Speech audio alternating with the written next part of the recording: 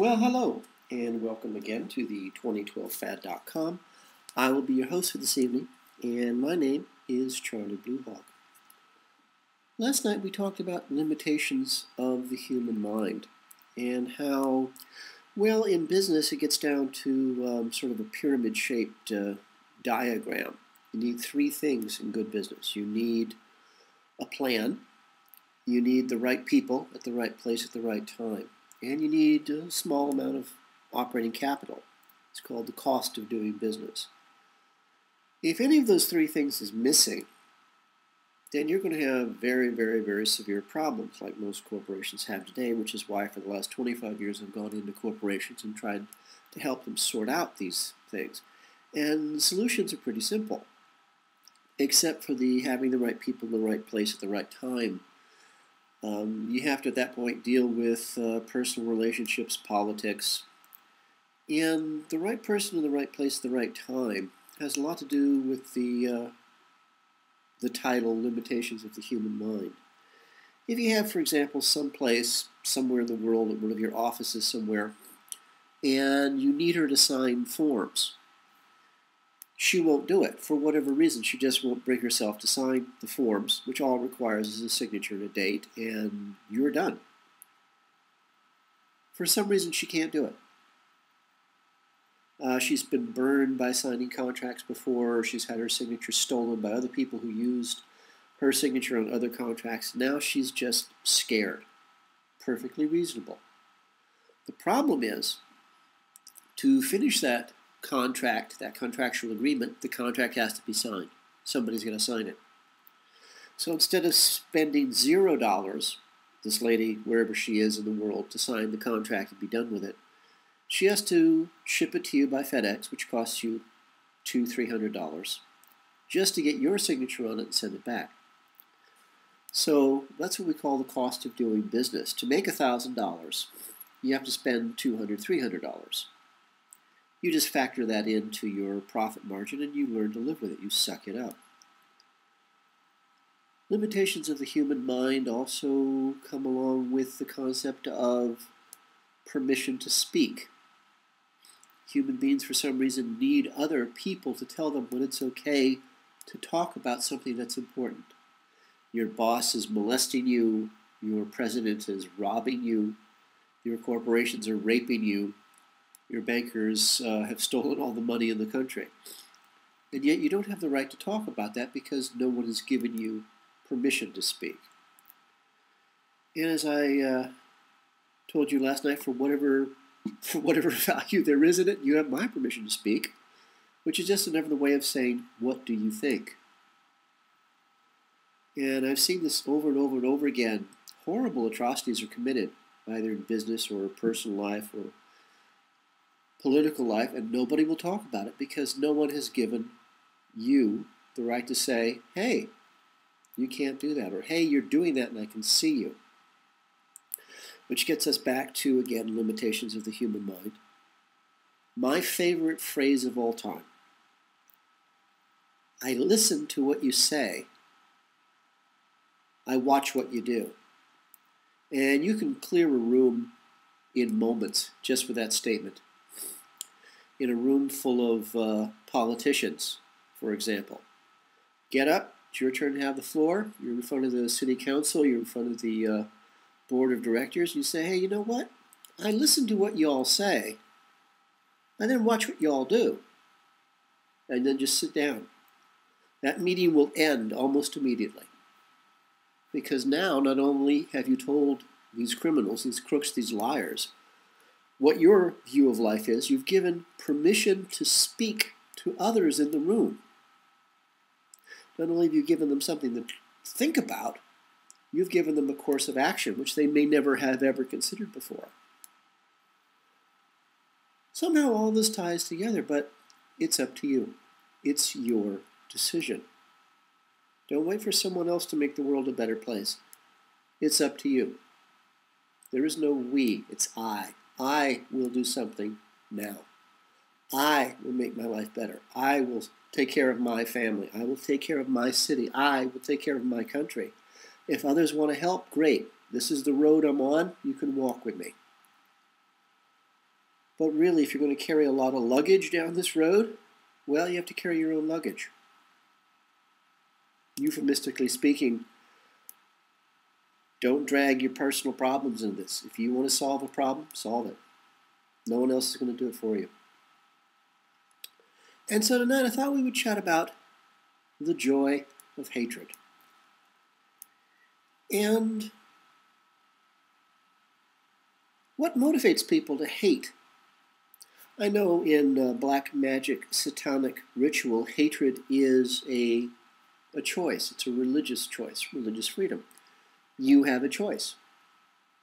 Whether you believe in God or not, whether you believe in the devil or not, they're bound together by this really, really, really, really simple concept, free will. Now, the devil, quote unquote, will try to trick you. But if you don't give the devil permission to hurt you, she can't. Our politicians are all black magic satanic practitioners. They claim to be Christians, but in their version of Christianity, it's simply the worship of Satan, the devil, Lucifer. Evil. Again, it doesn't matter if you and I believe in God. It doesn't matter if you and I believe in Satan, the devil. Our masters do. Our masters today are only concerned about power.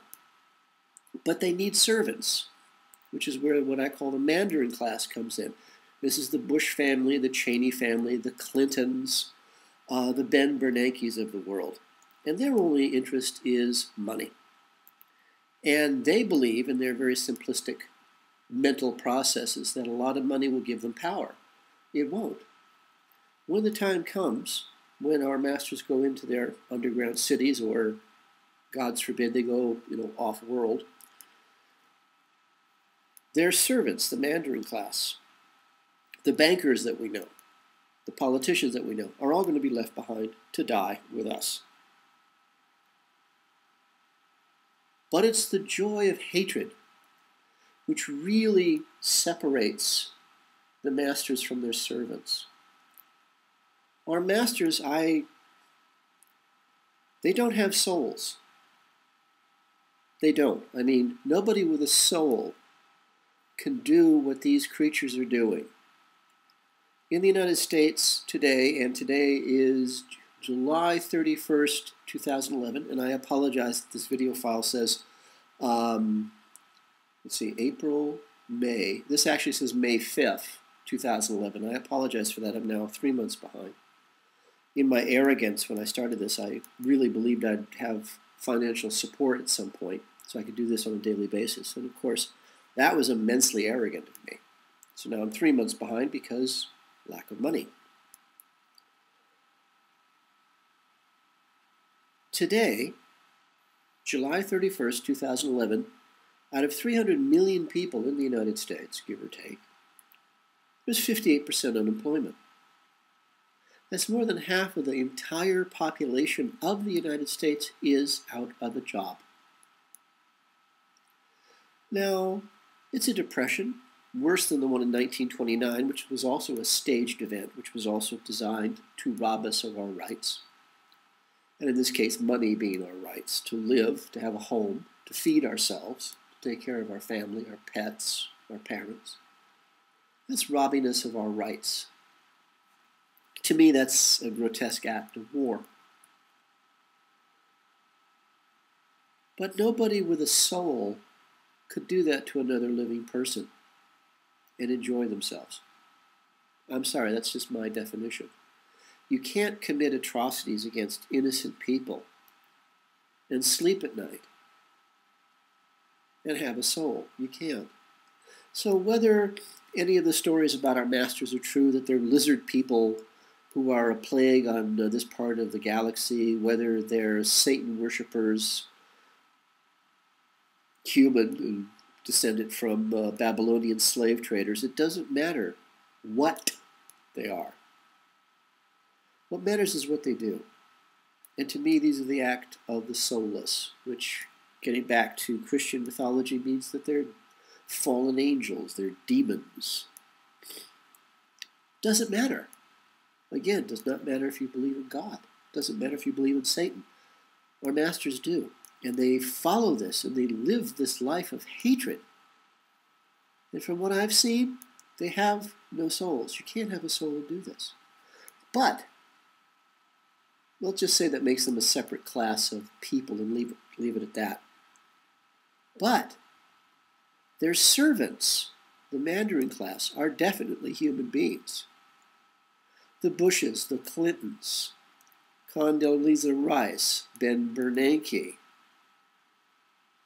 Obama. These are human beings. Can't really comment on the value of their souls, but I'm guessing they have them. So how could anyone take joy in hatred of your own kind, of any living thing for that matter? These people are deliberately poisoning the planet. There's a garbage dump in the middle of the Pacific Ocean of nothing but plastic and refuge that they just dump into the ocean. There's a dead zone in the Pacific Ocean that's apparently thousands and thousands of miles across. That's the joy of hatred. How could any living thing do that to their own home? And whether these creatures have souls or not, at that point is immaterial. This is where they live. Now, true, they do have their mega cities that they've been building for decades. Palaces in the surface of the earth, and they're going to go down there, they believe, when the event, whether you believe the event is a dead brown dwarf star coming into our solar system, as it does every 32,000 years, passes between us and the sun, and flips us end for end. Doesn't matter. It was just asteroid debris that's going to impact the South Pole, melt all the ice, and either increase the sea levels of our world by 300 feet gradually, or it causes a wave 5,000 feet tall, moving at the speed of sound, that circumnavigates the Earth. Either way, it's going to be a bad day. So our masters and their servants, the Mandarin class, the Bushes, the Cheneys, the Ben Bernankes, the Obamas, they actually believe that they have a place in these underground cities when the event occurs. No, I don't think so. But it's the joy of hatred that causes human beings to commit acts of atrocities, not just against their own people, but against their own world. I mean, why would you, let's say for the sake of argument, that these people have the ability to travel between worlds? Which is, I mean, if you go on the web and do a search on UFO technology or UFO blueprints or, God forbid, UFO patents, the United States Patent Office has several hundred patents on how to build your own flying saucer. Drive systems, propulsions, gravity, everything. That's kind of weird. And the universe is electric. That's quite apparent. Look at the surface of Mars. You can see the lightning strikes on Mars. Because when the dead brown dwarf star, which has 3 planets of its own, passes every 32,000 years between the Earth and the Sun, there's going to be an electrical discharge. A solar system is the same design as an atom. It's got a star in the middle, which has no charge, and it's got planets rotating around it, which do have a charge, positive and negative charges. An atom has that. A solar system has that. It's the same design. So as the dead brown dwarf star passes between the Earth and the Sun, there's going to be electrical discharge, what you and I call lightning. But it's going to be lightning like you and I have never seen before. Almost every one that I've ever seen, folk tales, ancient legends from all over this planet, there's a time when the Earth changes and everybody has to hide in a cave because if you go outside, there's so much lightning that the Earth is on fire. What I think of as dry cleaning. After the event, we'll have a nice, clean, freshly pressed and clean planet. But let's say for the sake of argument, just for the heck of it, that our masters in the Mandarin class know how to travel through space. They know about the stargates. And you can either get into a ship and travel to other worlds, or you can walk through a stargate, and go to another world. Let's just say for the sake of argument.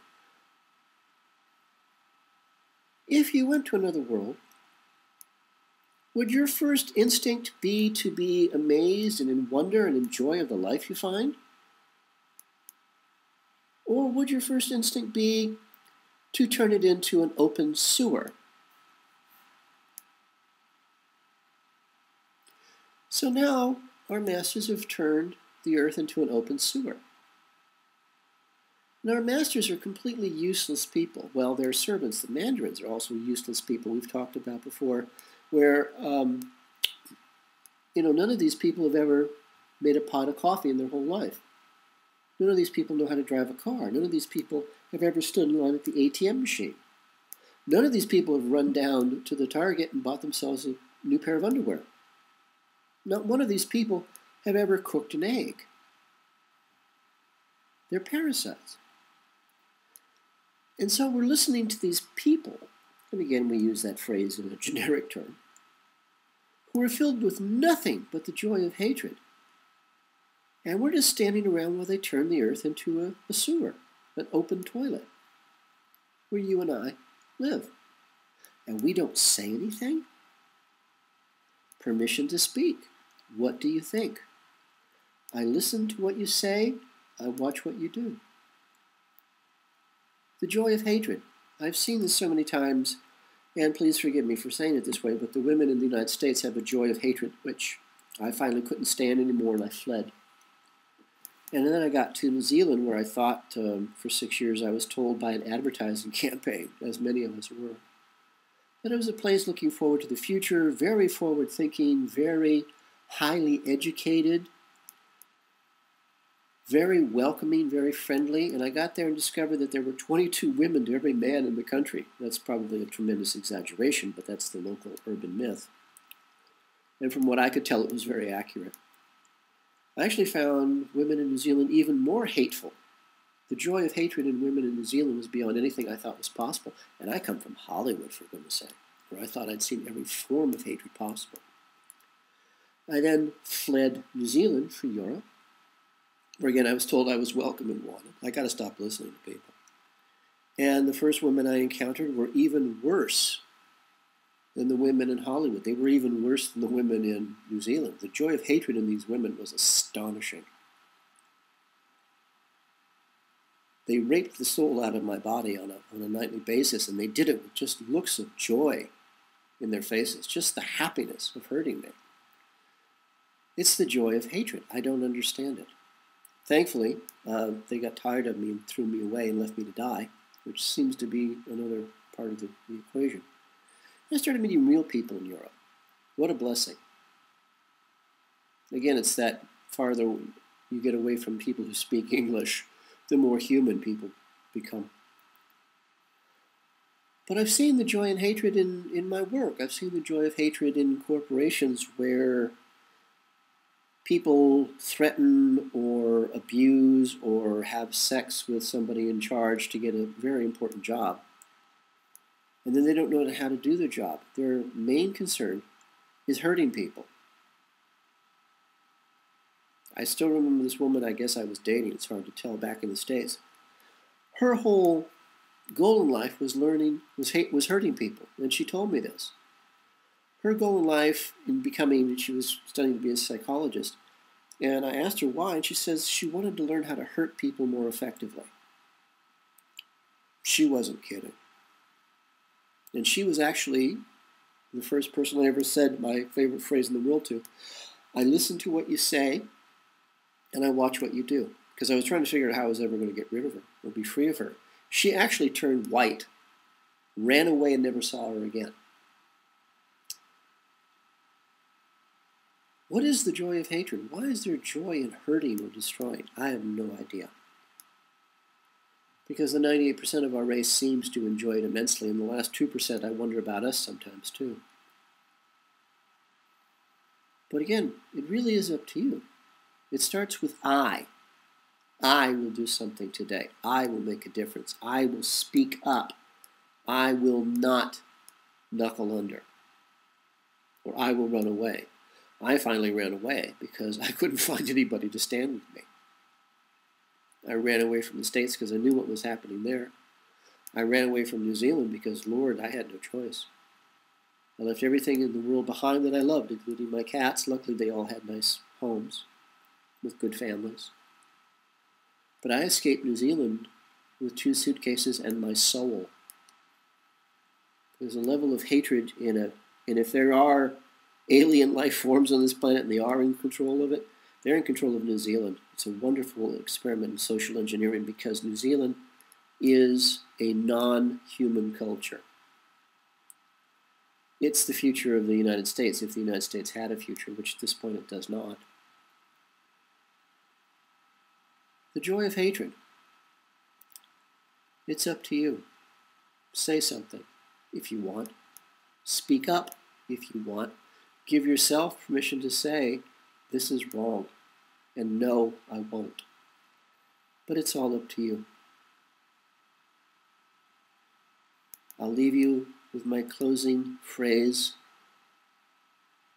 a toast at a wedding, a wish for a friend or a beloved stranger.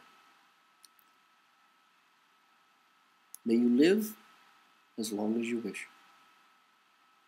May you love as long as you live. For the 2012fad.com, this is Charlie Blue Hawk.